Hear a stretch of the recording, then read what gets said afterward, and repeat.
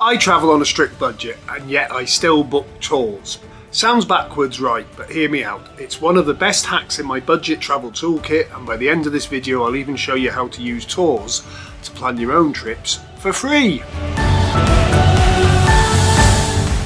Now, I love the idea of exploring off the beaten track, but let's be honest, going full free range can get pricey real quick.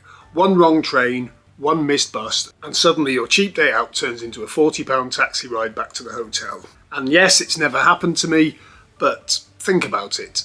You've got a rough idea where you want to go, so you go on Google Maps, and don't get me wrong, I love Google Maps. It takes you to the place you think you want to go, you've then got to find the place. Classic example was when we were in Japan. I really wanted to do the see Mount Fuji. All the bloggers were saying to do the Hakone trip in a day. Some were saying do it in 2 days. I looked at the itinerary and I thought, too many things to go wrong in a country where not everybody speaks your language. So much as I wanted to go to Hakone, we only wanted to do it in a day, so I booked a tour that went to 3 different places with a chance of seeing Mount Fuji and back. Firstly, it worked out cheaper than doing the various options to get there. Secondly, there were activities planned, so it wasn't as boring as it sounded. Boom, there was no missing trains in Hakone to get back to Tokyo. And don't forget, in Japan, trains stop or get sparse at about midnight. So that's why I've learned to balance spontaneity with structure. And yes, sometimes that means booking a tour. And it's not like the UK, it's not all full of old grannies. And yes, there are downsides. Tours can feel a bit sanitised. But unless you've been to this destination before, it's still going to be new to you. You'll probably end up having lunch somewhere that the guide has a deal with. There's less chance of that mad little detour that becomes a core memory. And if you're unlucky, you might end up sat next to Dave from Slough who wants to talk about cryptocurrency. But to be fair, have a look at some of the tours I've put up already. They're not that bad.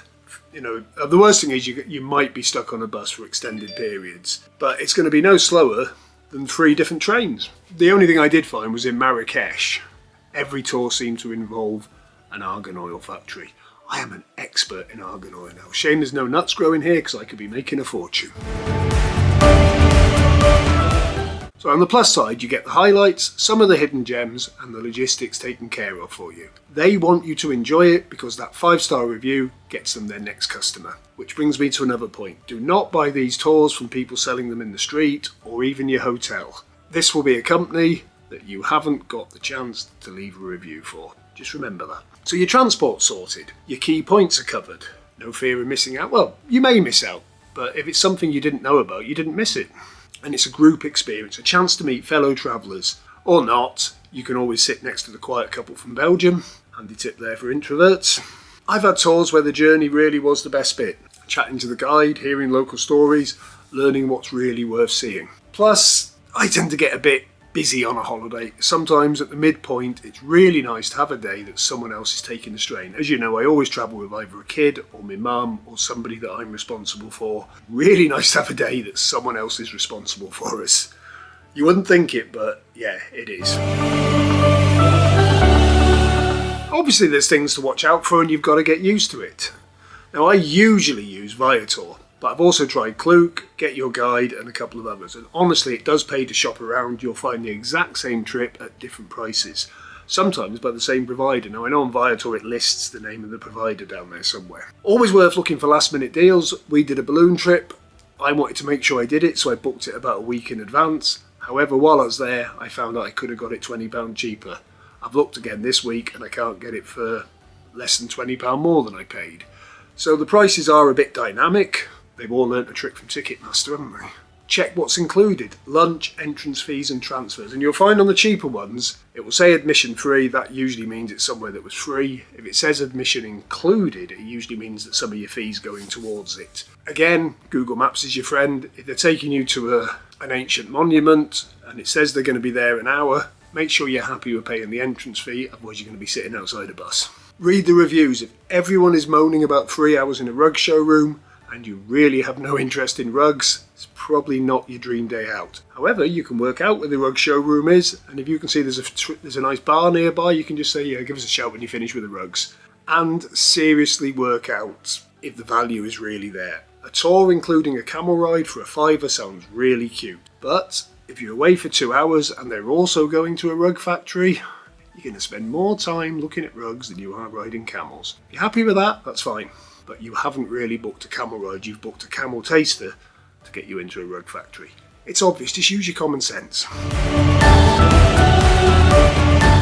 Now, as promised, here's my little hack. Free trip planning.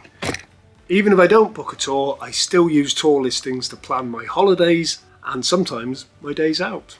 So we're going to go into Viator and pick a city. And to be fair, I'm going to pick a city I've not been to yet. So let's go Budapest. So straight away it brings up some of the things to do. The thermal spa full days seem popular. Danube river cruises.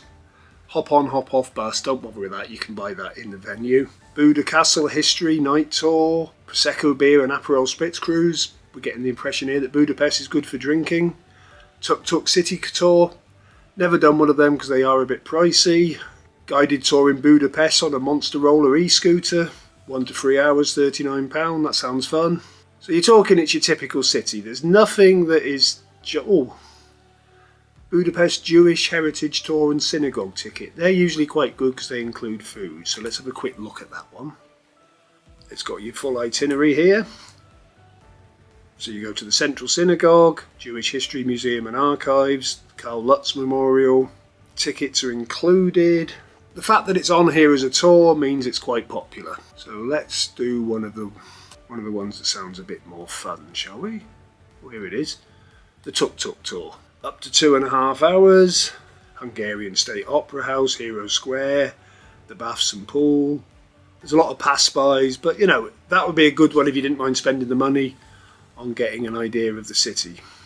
I know what you're thinking, Ian, all these are costing money, and they are. So as promised, I've already discovered for nothing what there is to do in a city I fancy going.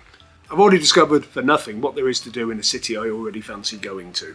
So let's have a look at having a free tour. Right, now here's one, all-in-one small group walking tour with strudel stop. They want 60 quid for it. 3.5 hours, so it's a half-day jobby.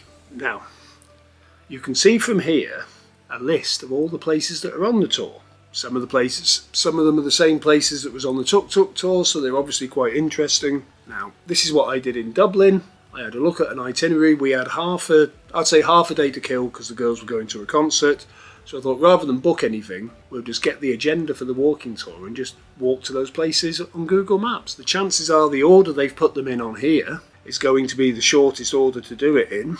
And yes, you're not going to get the guide, but when you get to Buda Castle, you go on Google and say, tell me about Buda Castle. I personally think it's more fun to do it with a guide. I wouldn't be paying a guide 60 quid for this. Get my drift. So there you have it. Everyone's idea of hell, the guided tour, can actually be your best friend on a budget holiday. If nothing else, you get to control your costs. You also get to know that you're going to do something that you find interesting, and that's another factor. If a tour of the Jewish district has no interest to you at all, don't sign up for it. You know, as I said, they often make the trip, but it's down to your interpretation of what you want to do. Just choose smart, shop around, don't be afraid to turn a guided tour into your own self-guided adventure, because that means you're getting a walking tour for nothing. Have you got a favourite tour you've done? Drop it in the comments. I'm always looking for ideas, and if you want to try Viator, just bang it into Google. I'm going to put a couple of links down to ones I've done. However, the chances are you might not be going to any of those countries, so don't worry about it, just go to Viator. My favourites so far have been, I booked street go-karting in Japan through Viator. That was amazing. Took my mum on a trip to Meteora monasteries from Athens. Everything was taken care of, therefore mum was taken care of. It was perfect. Now, if I'd been trying to do that on public transport or on foot, if mum wanted to sit something out, I'd have had to sit it out with her. This way, there was one monastery she was scared to go into because of the heights. She sat it out on the bus and had a nice long chat with the bus driver. I still went to the monastery. You've always got your support vehicle with you, which is really handy considering mum's 85. Another favourite was the 3-day desert safari in Marrakesh. Boom, it was cheaper than booking 2 nights in a hotel, and we got to go to the Sahara. So yes, tours can be fun. Anyway, thanks for watching. This is another one of the Saturday Ian's Got Your Back videos. I'm not sure if I'm going to carry on doing it, so let me know if you think they're doing anything.